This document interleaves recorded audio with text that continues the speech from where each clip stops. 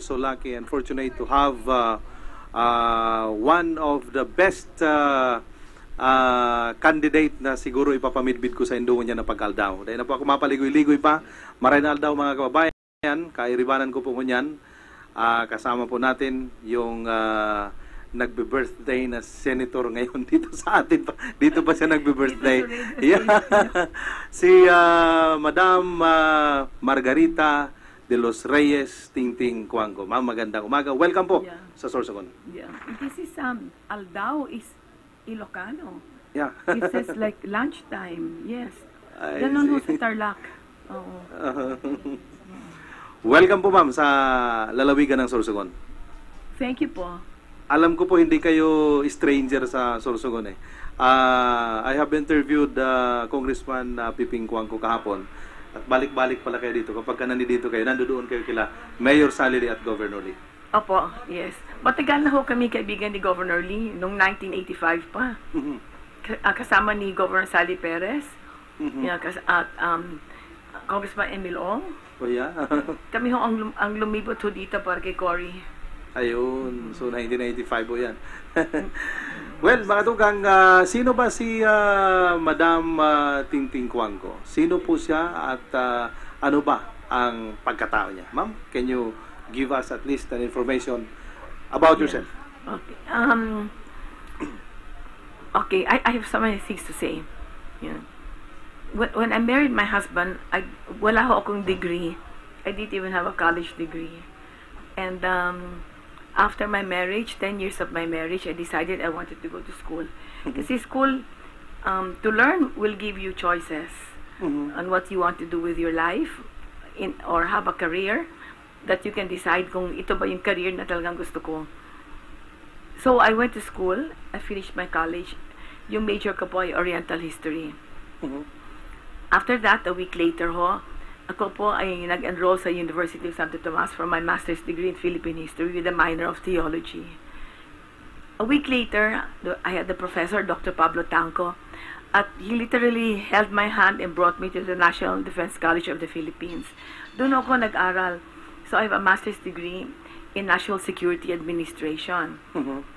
And later on again, a few years later, sapagkat hindi ko naman yan natatapos ka agad sapagkat meron akong thesis that I had to comply with. Like example, the National Defense College of the Philippines, yung thesis ko po was about the Muslim Islamic Liberation Front. That was in it took me 1 year to do that. I graduated 1989. Then I went for my doctorate degree in Philippine History, again at UST. And I finished my doctorate in criminology because I became the president of the Philippine Public Safety College. Hindi ko man alam ho lahat na dapat malaman ng kapulisan, ng mga jail, and mga fire officers. So pinag-aralan ko po yun kasi I was doing the program of instructions. So bale, I have 2 doctorate degrees and 2 master's degree. Well, mga kababayan, alam niyo po, ang kilalang-kilala is, of course, Congressman Piping Cuanco. Of course, Mikey, my daughter, no? Si Ma'am, si Mikey, of course. But si Madam Tingting po is naging governor po kayo, ma'am. You made public service as a way of life, madam. Yes, ho. Kasi in 1978, nung kami ho nag-form ng Laban Party para kay Ninoy, Opo. sapagkat hindi siya nasuportan ng Liberal Party, we formed Laban. And that Laban was founded already by George Bina in Pepin. At Monching Mitra, Roses, Neptali Gonzalez, all the stalwarts, and then advisors were Diokno and Tanyada. Eventually, it became PDP Laban. That was my party when I ran for governor in 92, 95, 98. And it has a bottoms-up activities where the barangay is the one that decides what they want the national government to know. Kaya may consultation ho yun. And then, when Cory assumed already as president with EDSA, after we had campaigned nga here with Governor Lee, for her victory, then hindi na ako na-appoint in public office kasi relative ako. So, that's when I went back to school. Ngunit hindi naman ho natapos yung aking serbisyo sapagkat I had hair lip operations all the time, especially in the arm.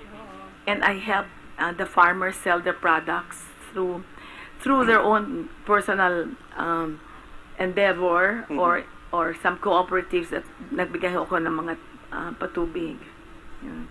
That's in the Mindanao area? Yung patubig sa Tarlac area. Okay. Yeah, and then the Mindanao was the hair lip operations. Bueno, mga kababayan, no, gusto nating tanungin si Madam, ano po, what made you decide to run for senator? Well, it was important that there would be a Cojuangco running under UNA. Okay. Sapagkat hindi naman ho namin kinakalabanan si Noynoy. Yeah. So it was we wanted to show that you can have a relative. Of course, I ran kasi alam naman ho niya na ako'y tumakbo under UNA before I filed my certificate of candidacy. And with that, we were supportive of his administration. Yeah.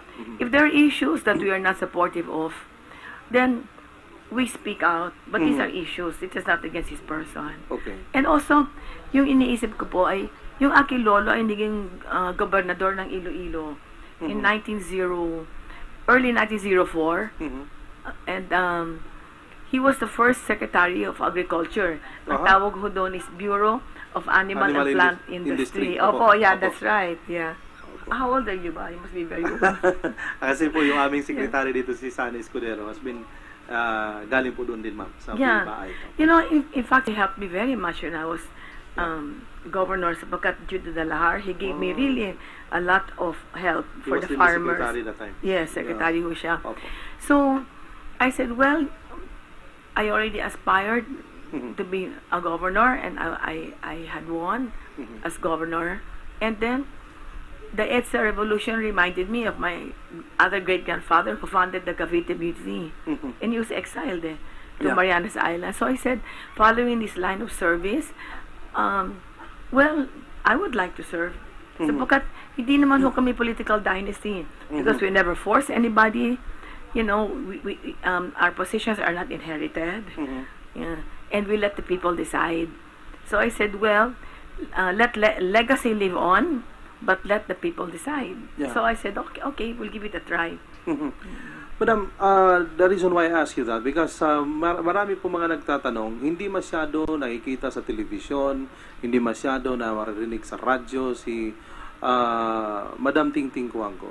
Ito po ay nabanggit na rin sa akin ni Congressman Piping Cojuangco kahapon na sabi niya, we're going to set a trend na hindi lang pasayaw-sayaw, hindi lang papugi, hindi lang basta nagbubunga nga ang isang kandidato. Merong advokasya, meron talagang direction yung pagtakbo. Sabi niya nga po kahapon, kayo daw po sa public service ay habang tumatagal sa public service ay lumiliit kayo. Ang ibig niya po sabihin ni Congressman ay marami po ang mga pumapasok sa politika habang nandiyan sa politika, lumalaki po. Lumalaki in the sense na nagkakaroon ng mga maraming mga properties, kayamanan, ganyan. Pero yung Cojuangco po, habang tumatagal, yung kanila pong napundar, yung inyo pong napundar, lalo na sa pamilya ninyo po, ay unti-unti pong lumiliit, Madam. How does it mean? Totoo yan eh. Sapagkat maski na ako yung governor noon, I could not get money from the Capitolio because sabihin nila, Cojuangco na siya eh. Kaya we always had to spend our money like immediately pag may kailangan ng gamot, transportation, and then meron fiesta, binyag, graduation. Lahat yan galing ho sa amin, sa personal ho namin. Hindi ho pwedeng kunin yan sa provincial funds. So, it's true, pumasok ho kami, may pera. Natapos yung termino, eh, walang pera. Sa Senado po, ano po ang gusto niyo maging sa Senado? If in case nandiyan po kayo, alam po natin kababaihan po yung target ninyo, ay yung peace and order, sabi ni Congressman, isa yan sa gusto ninyong tutukan and the wisdom doon sa mga decisions na gagawin sa Senado. But ano po ang gusto ninyong makita kayo doon sa Senado, Madam? Dudes, ganito yan. I'm the only candidate who speaks about public safety. Okay. Yeah. Yung mga ibang kandidato, meron silang programa na baka medyo tumagal. No? unless you speak about helping the farmers immediately. Kasi talagang pwede gawin yan kaagad. But yung mga investments, matagal ho, bago makumbinsi yung investor na pumasok sa Pilipinas at magkaroon ng mga trabaho. But yung sa akin ho, ay araw-araw, nangyayari ho ito sa buhay ng lahat. Yung safety that I want to bring for the public through laws. Yeah. Itong public safety po, I can speak about it because 8 years, alam ko yan public safety, I experienced it, which means to say to keep the country free from criminality. And kaya ko po yan. Ako po ay isang colonel, full colonel in the reserve force. So I know what it means about public safety. It starts, maski na yung housewife. Now, let's start small. Na pagka po siya'y nagluluto, maski na nagluto ho siya sa kahoy or sa gas, dapat alam ho niya that she's buying a tank that's not going to explode because we have to take care of the public safety. And of course, dapat there should be no embers left when she's cooking because it can set the whole neighborhood in fire. The public safety also means lighting up streets for the youth sapagkat pag malinaw yung mga daan ay yung mga nanay hindi makakababag yung mga anak nila ay gabi na wala pa sa bahay. Yeah, these are little instances, di ba? And then when there is rain, like natural disasters, kailangan tanggapin po natin yung utos ng mga kapulisan or mga bombero. Yeah, lalo na cooperation with the barangay captains. So, kasi if you live near the water, you live near the sea, you live near the mountain, baka may landslide, kailangan evacuation. So, you need a plan for that evacuation. But when I speak about jobs, pagka ako po yung nasa Senado, hanap ko ng extra funding for the barangay captains. Sapagkat yung mga kapitan ay dapat sila may fund to implement projects on their own. Sila na magde-decide. Sapagkat they are a small unit but they are a powerful unit. And if they are given a chance to decide on their projects, mayroon direct hiring kagad ng mga jobless sa kanilang barangay. And also, because yung mga rural health workers ay mga ina, ay kailangan maging regular government employees na ho sila. Yeah, because it is part of taking care of women. Yung isang point pa, Dudes, na ako po ay bibigay ng mga walis tingting sa mga rally. Okay. That's my advocacy. Clean up. Dapat linisin yung kung ano kailangan linisin sa daan, sa gobyerno, sa bahay. Ganon. That symbolizes cleaning up. Yeah, cleaning up. Yeah. And galing, ano? Pinagawa ko doon sa City Jail at Bikutan sa mga kababaihan, keychains po na napaka-cute. Walis tingting na keychain. And I pay them para meron ko silang extra income, livelihood inside the jail. And you know, these women have been in jail. The crime they committed ay 2 taon lang.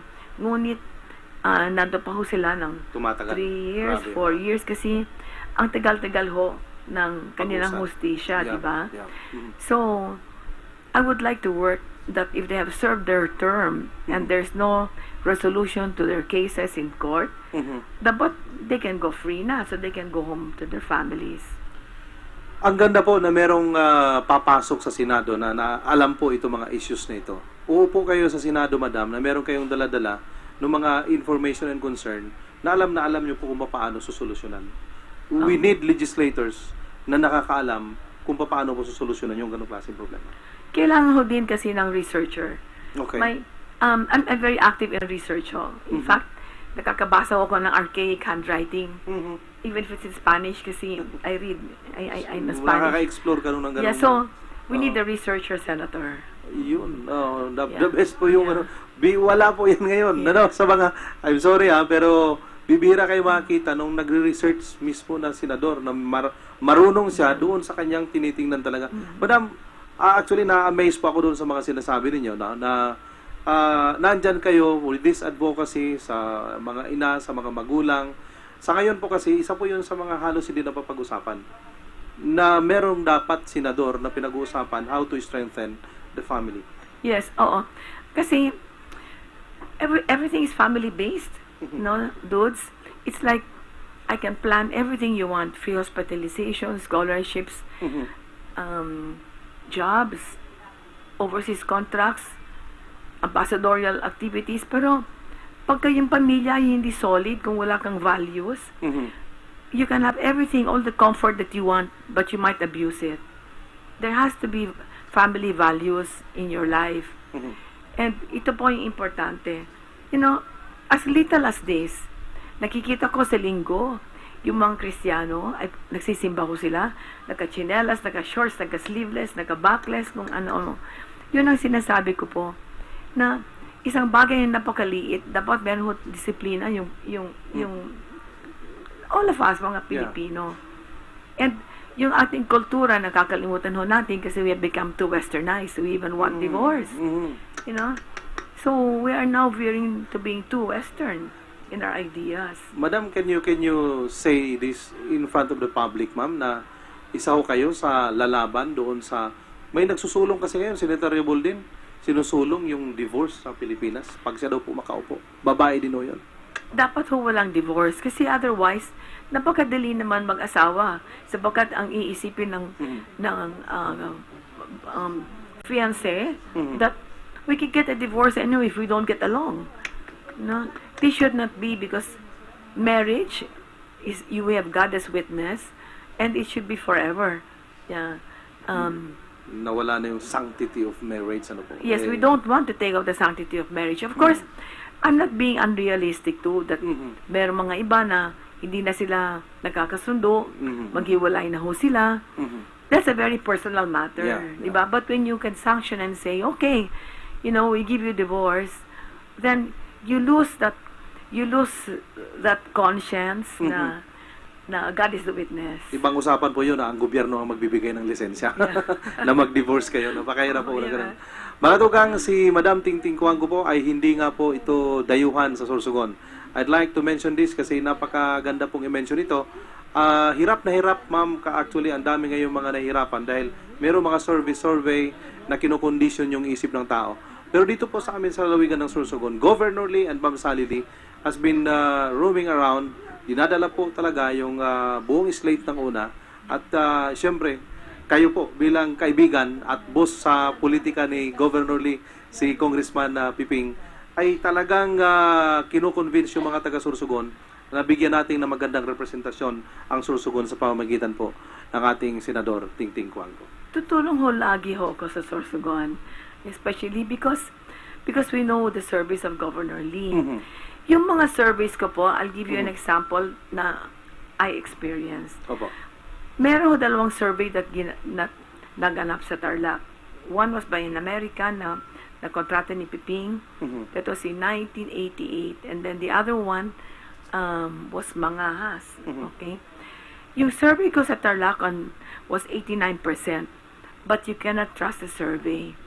Because what happened was my opponent has special operations. Pinababa yung NPA at lahat ng NPA put all my barangays inside their houses and locked their houses. And then, bumili ho ng mga boto for 1,000 and 1,500. At he also bought the teachers. So, what good was the survey? Diba? Nothing. And, humingi po sa akin ng 1 million. Somebody who was doing the survey, and also from MIGS. But him and I said, no, we were not going to pay for the surveys, 1 million each. So, bahala yung surveys. And you can become a project, a project in quotation marks. Kung yung gumagawa ng survey, or pinagawa ng survey, ay uutusan sila na, i-project nga natin ito si Tingting para hindi siya umangat. Para kung hindi siya umangat, hindi ho siya makakaroon ng mga supporters. So, alam mo, morally, that is so unkind. Parang tama yung sinabi ni Congressman na talagang you're setting the trend, madam. In fact, kaya niyong kumuha ng napakaraming artista backing you up in the stage para lang maging popular si Ma'am Tingting. But you're not doing this, Hindi. madam. Hindi ho namin ginagawa yan. Mhm. Yung television is too expensive. Mhm. Alam ho namin that this is a new medium, even the internet, Mhm. you know, and the Twitter, they're all new mediums. But to spend 50 million, 170, you know, for publication, it's hindi ho pwede ho yan eh. Sapagkat nakikita ko ang daming mga iba na kailangan ng proyekto ng eskwelahan. Mhm. Yung mga pobre na walang damit, yung mga walang pagkain, and then kami ho lahat ay magagastos. Paano ho natin kukunin ho ulit yun? Babawiin mo uli yun Yeah. pagka... Hindi pwede paano mo ibawi babawiin yun? sa trabaho, di ba? Yeah.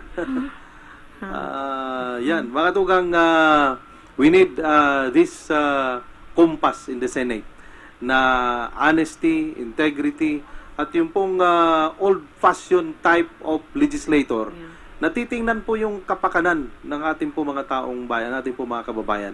Madam, napakahirap po isulong ang ganito dahil you will, in a way, you are educating the Filipino Yes. people Yeah. on this kind of Yeah, campaign. we are. We're trying to re-educate them na bumalik sa dati. Yeah, Yung mga credentials ay napaka-importante. Uh-huh. Credentials, experience, you know, hard work, Mhm. yun ang mga importante ho eh. Banwaan, mga kababayan, tingnan nyo po ito, no? Candidate has all the capacity na magpabungga ng kampanya. Nasa harapan ninyo ngayon nagsasabing bumalik tayo sa tamang paraan ng politika, ng pagpasok po sa public service. Ma'am, alam nyo po, nangingilabot ako kasi kayo po, nandyan kayo sa opportunity that you can bring everything, move heaven and earth, para lang po kayo ay makilala at kayo po ay manalo. But hindi po kayo gumagawa ng ganun. Hindi po kayo nagsusubscribe sa ganung klaseng idea. We don't subscribe to that, no? But we know the power of the radio. We know the power of television. Sapagkat pag nasa TV ka, you can speak to 20 million Filipinos at one time. At one time. Mhm. Yeah, but you're paying 50 million. Yeah. Yun eh. Or to become a senator, you require 150 million. That's about the lowest. Si Madam Tingting Cuangco ang inatabi mga tugang ni Mikey Cuangco. Pwede niyang dalhin si Ma'am Mikey dito at saka pagkakaguluhan ng tao. Pero wala eh. Kahit si Congressman Piping sabi niya, we're setting the trend. Kailangan kami mismo ang manguna. Kami ang mag-model ng ganitong klaseng kampanya. Sana maintindihan ng mga tiga-Sorsogon, yung mga nakikinig na it's not all money. You know, that should always be the equation for success. You know, there's education, there's a good heart, you know, there's hard work and evidence.